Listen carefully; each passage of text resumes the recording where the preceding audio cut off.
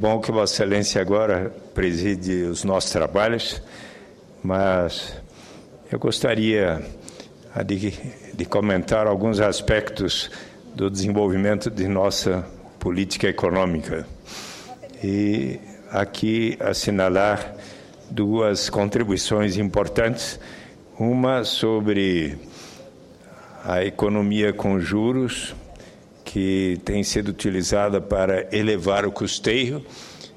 Em editorial do Valor Econômico, há o registro de como a diminuição da taxa de juros vem sendo muito positiva para a economia brasileira, ainda que com alguns cuidados precisamos examinar isto.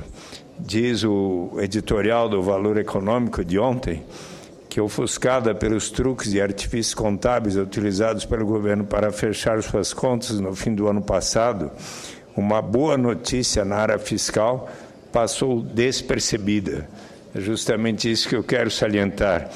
Os gastos com o pagamento de juros da dívida pública caíram muito em 2012, em comparação com o ano anterior, como resultado da redução continuada da taxa Selic pelo Banco Central. A despesa do setor público com juros diminuiu 5,71% do Produto Interno Bruto em 2011 para 4,85% do PIB no ano passado. Trata-se de expressiva redução de 0,86 ponto percentual do PIB ou 22,8 bilhões de reais. Ora, a economia com juros foi maior do que o gasto no ano passado com o Bolsa Família, principal programa social do governo. É um fato notável. Aos poucos, em ritmo às vezes considerado lento por alguns, a taxa real de juros brasileira vai se aproximando dos padrões internacionais e o gasto do setor público com o serviço de suas dívidas vai se tornando um peso menos opressivo para os contribuintes. É importante não esquecer que a despesa com juros chegou a superar 9% do Produto Interno Bruto na década passada, o que colocava o Brasil como um triste caso a despertar a curiosidade das demais nações. É uma distorção que começa a ser corrigida. A queda do pagamento de juros abriu um espaço considerável nas contas públicas, mas não se refletiu no principal indicador fiscal, que é o resultado nominal, critério utilizado pelos países desenvolvidos e por quase todos os emergentes, pois considera todas as despesas, inclusive as financeiras. O déficit nominal do setor público brasileiro saiu de 2,61% do PIB em 2011 para 2,47% do PIB no ano passado, uma redução de apenas 0,14 ponto percentual do PIB. O déficit nominal nada mais é do que a despesa com juros menos o superávit primário. Se a despesa com juros caiu muito e não houve diminuição expressiva também do déficit nominal, a explicação é que o superávit primário foi reduzido. Dito de uma maneira mais simples, o resultado fiscal registrado em 2012 mostra que a economia feita com a redução dos pagamentos de juros foi usada pelo governo para pagar outras despesas primárias. A meta do superávit primário do setor público para 2012 era de 3,1% do PIB. O resultado obtido foi equivalente a 2,38% do PIB, segundo informou o Banco Central na semana passada. Mas se dessa conta forem excluídos os 12,4 bilhões do Fundo Soberano do Brasil, usados para aumentar o superávit do governo federal, o superávit efetivo ficou em 2,1% do PIB estimado para o ano passado, ou seja, o resultado fiscal ficou um ponto percentual do PIB abaixo da meta. O superávit primário caiu porque o governo elevou as despesas primárias. A questão agora é saber em que foi utilizada a economia com juros das dívidas. O economista Mansueto Almeida, em seu blog na internet, conta que a despesa primária federal cresceu de 17,52% do PIB em 2011 para 18,24% do PIB no ano passado, uma elevação de nada menos do que 0,72% percentual do PIB. O aumento, sempre em comparação com o PIB, ocorreu, segundo o economista, nas despesas com o INSS, com gastos sociais, transferência de renda como o programa Bolsa Família, a Lei Orgânica da Assistência Social, etc., saúde e educação, e o que ele chama de custeio administrativo, onde inclui os gastos com os subsídios do Programa de Sustentação do Investimento, do programa Minha Casa Minha Vida, e com despesas de passagens aéreas dos servidores, entre outros. Os investimentos em 2012, excluindo desse conceito as despesas com o programa Minha Casa Minha Vida, considerado gasto de custeio, caíram, segundo Mansueto, em comparação com o PIB. Em 2011, os investimentos ficaram em 1,15% do PIB e, no ano passado, 0,9% do PIB. Ou seja, o espaço fiscal aberto pela queda de despesa com o pagamento de juros não foi ocupado pelos investimentos em infraestrutura tão essenciais para a retomada do desenvolvimento. O mais preocupante é que o aumento das despesas, na maioria dos casos, tem caráter permanente, o que significa que o espaço fiscal já foi definitivamente ocupado. Acho interessante este editorial do Valor Econômico, de um lado, porque ressalta a diminuição significativa que tem havido das taxas de juros na economia brasileira, o que representa um passo saudável que vem caracterizando a política econômica do governo da presidenta Dilma Rousseff e, sobretudo, sob o comando do ministro da Fazenda, Guido Mantega. Mas há também um outro aspecto que eu gostaria de hoje assinalar, objeto de um artigo ontem publicado no Valor Econômico pelo eminente professor da Universidade Federal do Rio de Janeiro, o professor João Saboia, sob o título Pleno Emprego? Interrogação. A redução acentuada da taxa de desemprego do país ao longo dos últimos anos tem levado muita gente a afirmar que o Brasil estaria vivendo uma situação de pleno emprego, ou pelo menos de quase pleno emprego. Se, por um lado, esse fato seria positivo do ponto de vista dos trabalhadores, que se beneficiariam de uma maior demanda com melhores salários e condições de trabalho mais favoráveis, por outro, seria um risco para a inflação e para o próprio crescimento econômico, na medida em que haveria cada vez mais dificuldades de contratação de pessoal, especialmente quando se trata daqueles com maior nível de qualificação.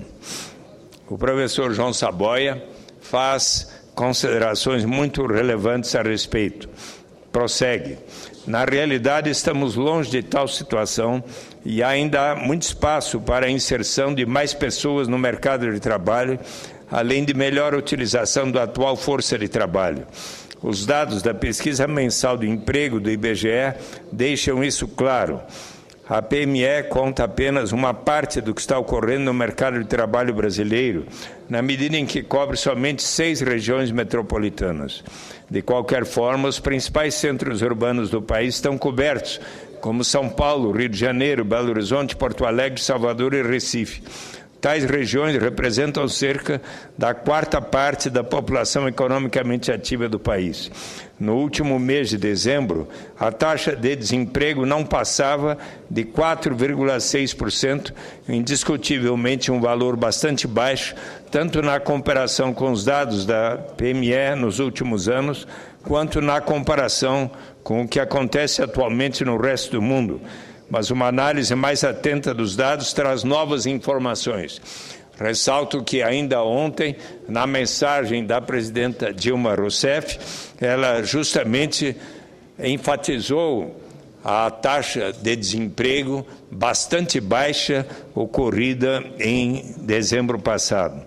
Mas, segundo a pesquisa mensal do emprego, havia 23,4 milhões de pessoas ocupadas naquele último mês.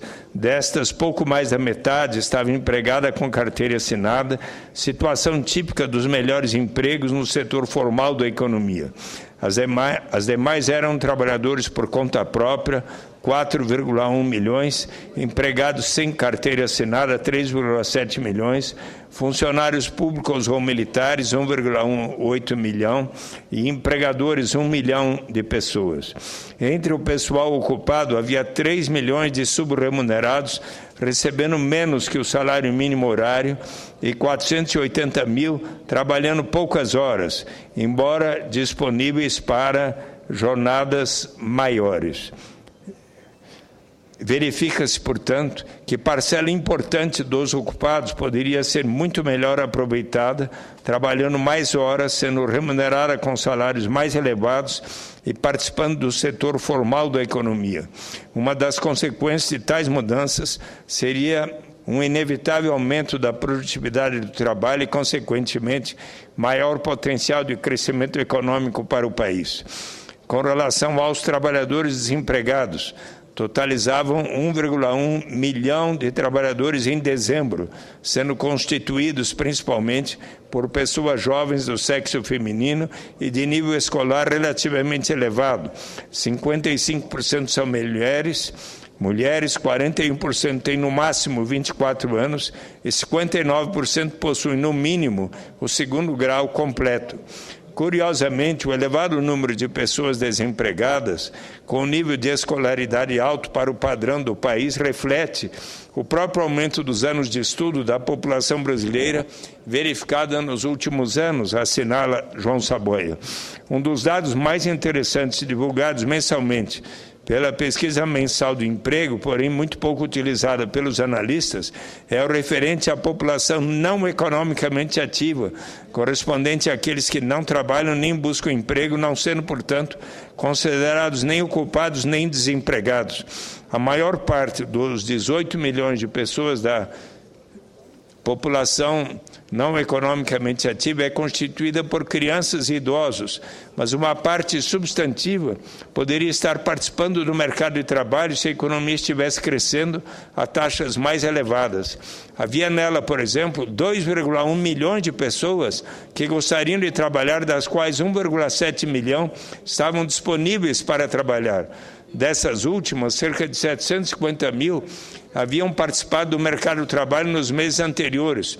O total de pessoas da população não economicamente ativa que estava disponível para trabalhar representava um número bem superior a 1,1 milhão de desempregados encontrados pela pesquisa mensal de emprego em dezembro.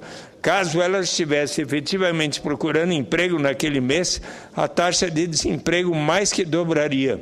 Tendo em vista que a geração de emprego no país tem se concentrado no setor terciário, comércio e serviços, onde usualmente os postos de trabalho exigem menor nível de qualificação e pagam salários menores, a eventual transformação de parte das pessoas atualmente na população não economicamente ativa em trabalhadores ocupados poderia ocorrer sem maiores dificuldades no futuro, reforçando o argumento de que ainda nos encontramos muito longe do que possa ser considerado como pleno emprego.